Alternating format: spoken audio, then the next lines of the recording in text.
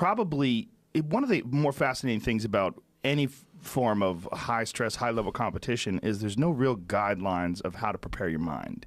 You know, I mean, everybody teaches you how to wrestle. Everybody teaches you how to kickbox. There's all these martial arts schools that teach you technique. There's very few real, like, rock solid programs of how to manage your mind. Absolutely. Like I think you should be taught almost like in a step-by-step basis, like, hey, you get a flat tire. Do you kick your car and scream, or do you just go, this is what it is? And hey, I could have been born in Ethiopia with no feet.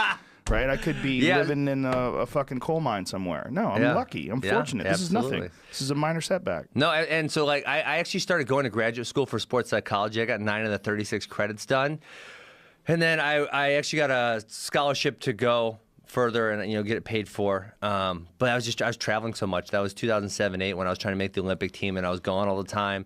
And then once I was out of school for a year, I was just like, there's no freaking way I'm not going back to school. I'm not going to sit in a classroom. I'm not going to freaking write papers. Right. I'll still study sports psych on my own.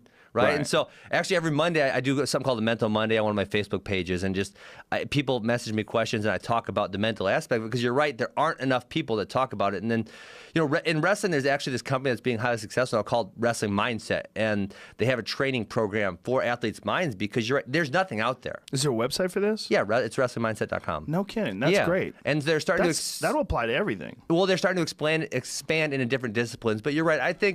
I think there's these general principles of sports psych which can kind of go into any domain, right? And you're 100% correct that every single individual is different, right? And one of the, like for me, I'm an overthinker, right? I'm obsessive. I'll do something over and over and over and over again, right? And so like when I was 14, I was at this big national tournament and I was obsessing about who I'd have to wrestle and all this stuff, and it wore me out mentally, and I got my ass kicked, right? And my coach said, hey, I was that person many, many years ago.